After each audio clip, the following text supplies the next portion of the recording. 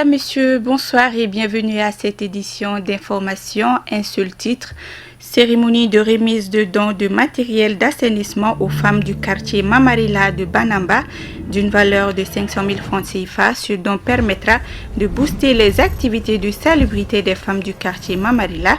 L'initiative est de l'association Mamarila Kanou.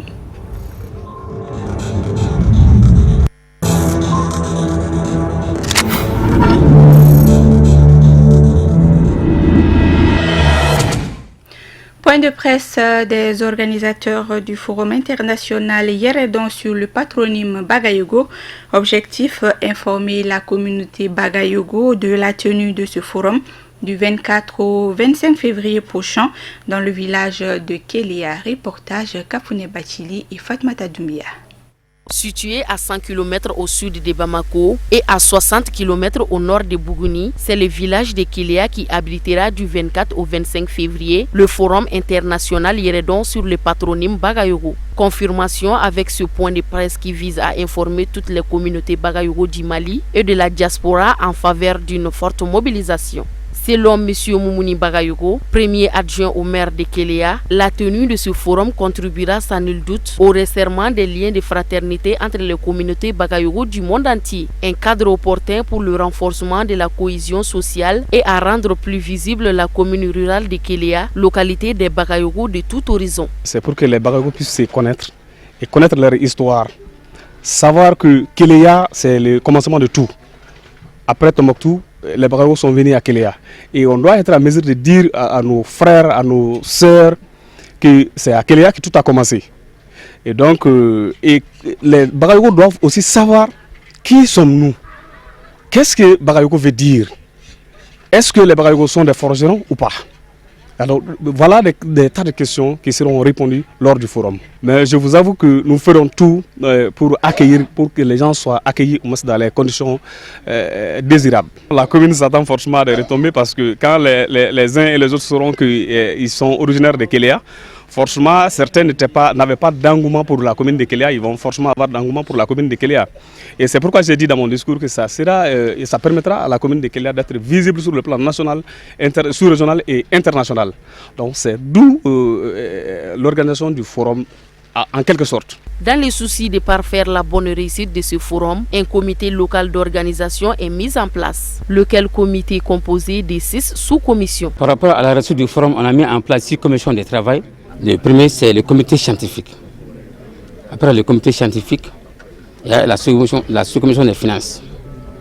Après la sous-commission des finances, il y a la sous-commission accueil, hébergement et restauration sécurité. Après cette sous-commission, il y a la sous-commission matériel. Après la sous-commission matériel, il y a la sous-commission santé assainissement.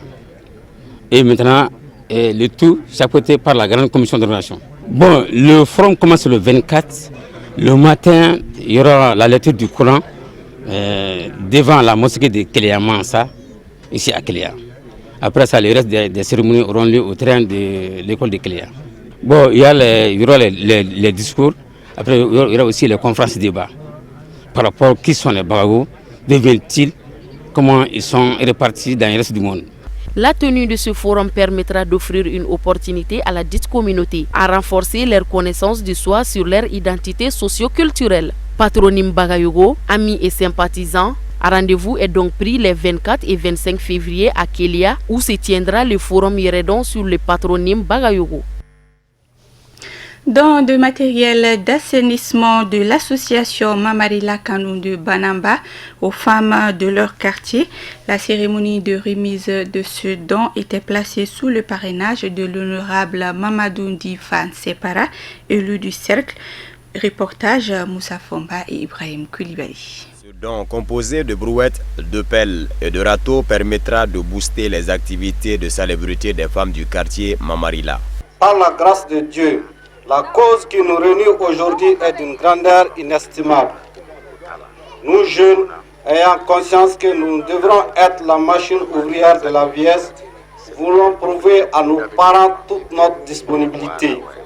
Unis comme un seul homme, debout pour s'atteler à nos tâches, jour et nuit, pour affronter le labeur quotidien, aboutissement au grands projets qu'ils ont posés pour le développement du quartier de Mamarila en particulier et le cercle de Banamba en général.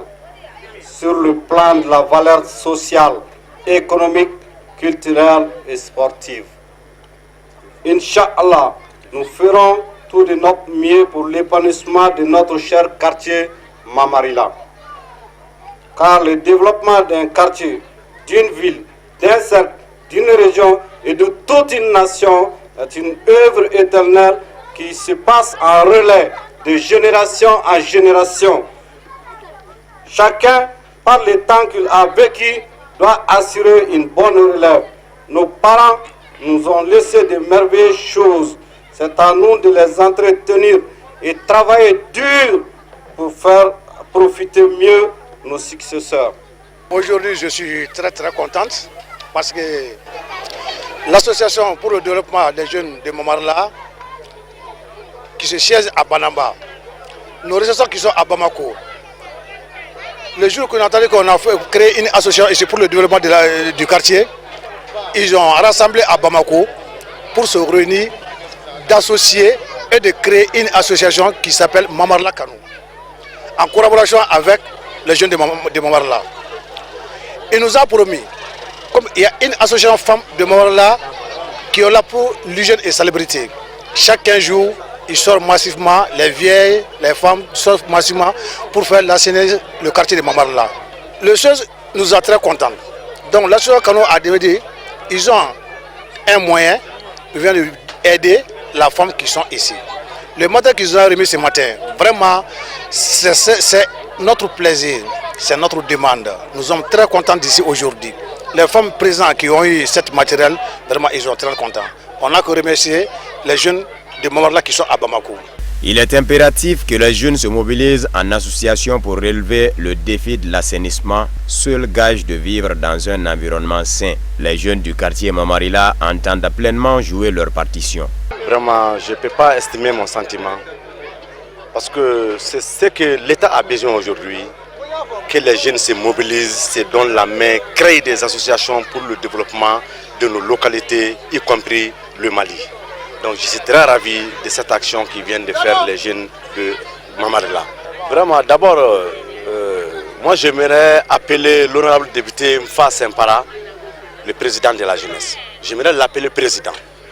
Parce qu'à chaque fois qu'on l'appelle, qu'on a des activités à mener, il nous appelle chez lui, jusque chez lui. Il nous donne des idées, des moyens. Et à chaque fois qu'on l'appelle, il est présent. Vraiment, on ne sait pas comment la jeunesse en question ne sait même pas comment lui récompenser. Il est entièrement à notre disposition, comme il a si bien dit. Ce n'est pas parce qu'il a un masque qui dit ça, non. Il a tout le temps été disponible lors de notre besoin, chaque fois. Bon, d'abord, c'est de se donner la main, s'aimer au fond de nos cœurs, collaborer, informer et travailler. Vraiment, c'est le travail qui fait la différence. Aujourd'hui, si vous voyez, il y a des jeunesses des sous-régions qui sont en avance sur nous. Parce que la jeunesse du Mali, il faut le dire, nous n'aimons pas travailler. On aime gagner, mais on n'aime pas travailler. Donc qui dit mon droit, il y a un devoir. Il faut qu'on accomplisse nos devoirs, vraiment. La cérémonie a pris fin par une lecture du Coran pour plus de cohésion sociale entre les filles et fils de Banamba d'une part, la paix et la stabilité dans notre pays d'autre part. Voilà à présent l'actualité hors de nos frontières, une compilation qui nous amène au Nigeria avec la saisie de fonds publics volés, 2 morts dans de nouveaux heurts vendredi au nord-ouest du Cameroun, manifestation à Bujumbura contre un rapport de l'ONU et une opération de la MINUSCA contre des rebelles de l'ex-Seleka en Centrafrique.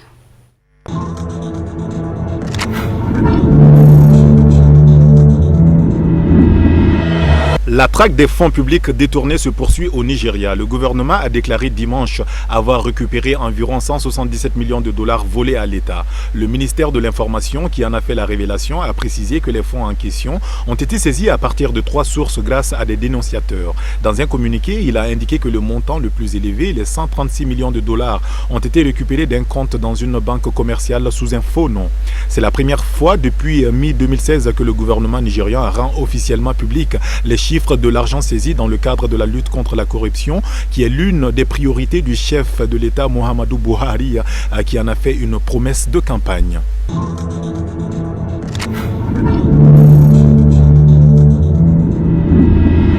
Deux manifestants ont été tués et 10 autres blessés vendredi lors du dernier épisode de violence dans la région anglophone du nord-ouest camerounais. Les heurts ont eu lieu à Ndop, à environ 40 km de Bamenda. La police aurait ouvert le feu sur une foule d'environ 100 personnes qui avaient pris d'assaut un poste de police.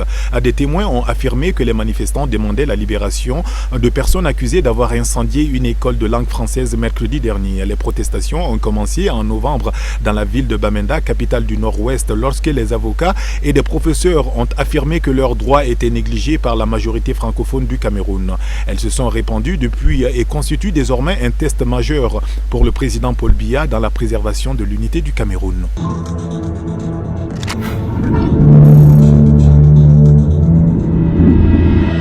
Plusieurs centaines de manifestants étaient dans les rues de Bujumbura au Burundi ce week-end. Ils protestaient contre un rapport de l'ONU sur la fuite présumée d'habitants. Dans ce document, les experts font état de la fuite de plusieurs centaines d'habitants à cause des violences qui secouent le pays depuis près de 2 ans. Des allégations contestées par le gouvernement qui a appelé les Burundais à descendre dans les rues de la capitale pour montrer leur hostilité à ce rapport. Ce n'est pas la première fois qu'une manifestation du genre est organisée à Bujumbura. Ces derniers mois, les marches de protestation contre l'ONU et l'Union européenne se sont multipliées. La dernière en date remonte au 28 janvier dernier. Plusieurs milliers de personnes protestaient contre une résolution du Parlement européen qui a appelé le Conseil de sécurité de l'ONU et la Cour pénale internationale à enquêter sur la crise qui déchire les pays depuis avril 2015.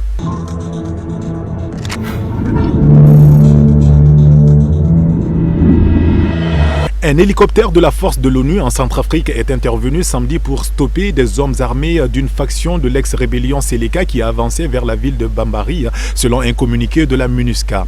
Le communiqué indique que la MINUSCA n'avait pas eu d'autre choix que d'arrêter l'avancée de ce groupe de combattants membres du Front populaire pour la Renaissance de Centrafrique, FPRC, afin d'éviter une confrontation à Bambari. Cette confrontation aurait des conséquences dramatiques pour les populations civiles, estiment les Nations Unies.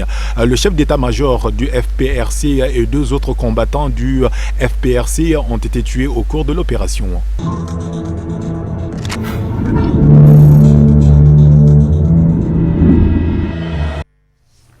Sport football, les compétitions africaines ont démarré la semaine dernière avec les tours préliminaires de la Ligue des champions des clubs africains.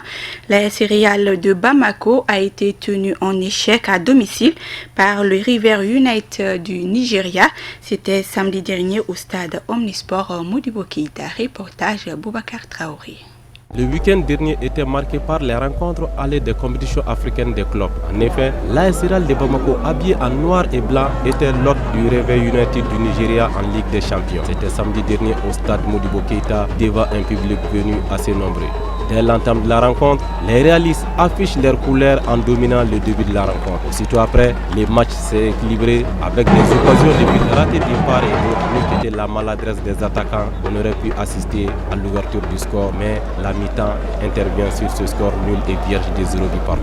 À la reprise, les visiteurs reviennent avec une nouvelle disposition tactique, une bonne occupation de terrain, tentent de prendre une bonne option dès ces matchs allés, mais les Scorpions de Bamako, bien en place au niveau de la défense, résistent. Ainsi, les 2 équipes se quittent sur le nul des 0 buts par temps réglementaire. L'analyse que je fais de ce match, le manque de réalisme qu'on a eu, parce que là on a fait la plupart du jeu, ils étaient venus pour défendre seulement. Moi je pense qu'ils cherchaient le match nul, ils ont atteint leur objectif, mais nous on va se préparer en conséquence au match retour pour aller scorer là-bas, parce qu'aujourd'hui franchement on a eu quelques occasions mais on n'a pas pu les mettre au fond, donc c'est le foot. On a la chance de se qualifier, je dirais toutes les 2 équipes ont 50-50 et on croit en nos chances, on a la qualité et puis on va tout faire pour se qualifier, Inch'Allah. Le match retour est prévu dans une semaine au Nigeria. Souhaitons tout simplement bonne chance aux Scorpions de Bamako. Voilà, fin de cette édition. Merci de votre fidélité. Excellente suite de programme.